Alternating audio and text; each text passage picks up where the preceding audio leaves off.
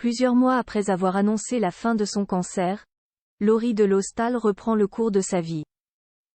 La journaliste vient de publier une photo de ses cheveux et si la situation est loin d'être stable, elle a trouvé la solution à ses problèmes. La suite après la publicité, c'est une page de sa vie que Laurie de Lostal espère bien laisser derrière elle pour toujours. En novembre 2022, la journaliste spécialisée dans le sport a annoncé être atteinte d'un cancer du sein sur les réseaux sociaux.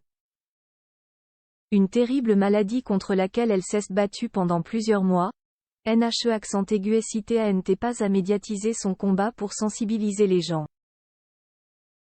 En juin dernier, la jolie blonde de 43 ans a fait une grande annonce en révélant officiellement sa guérison. C'est le début officiel du reste de ma vie d'ex-cancéreuse. Il faudra encore du temps, beaucoup trop de médocs, mais bordel de nouilles, c'est chouette. S'est-elle exclamée. L'un des gros problèmes pour Laurie de Lostal, comme pour beaucoup de personnes obligées de passer par une chimiothérapie, se situe au niveau des cheveux. La perte peut parfois être importante et la journaliste a déjà expliqué que ses cheveux repoussent de façon étrange, mais elle a trouvé la parade. Sur son compte Instagram, où elle est suivie par plus de 22 000 abonnés, elle a publié une story ce jeudi 9 novembre pour parler de ce sujet. Sur la photo, qui est à retrouver dans le diaporama, la compagne de Pierre Rabadan prend un selfie sur lequel on aperçoit juste une partie de son visage et surtout ses cheveux blonds. Ma situation capillaire est loin d'être stable, mais je me contente de la mettre dans un bonnet, explique-t-elle.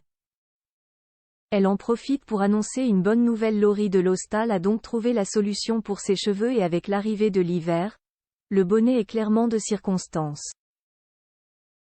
La journaliste, que l'on retrouve régulièrement sur la chaîne L'Équipe, profite également de cette journée pour dévoiler une bonne nouvelle.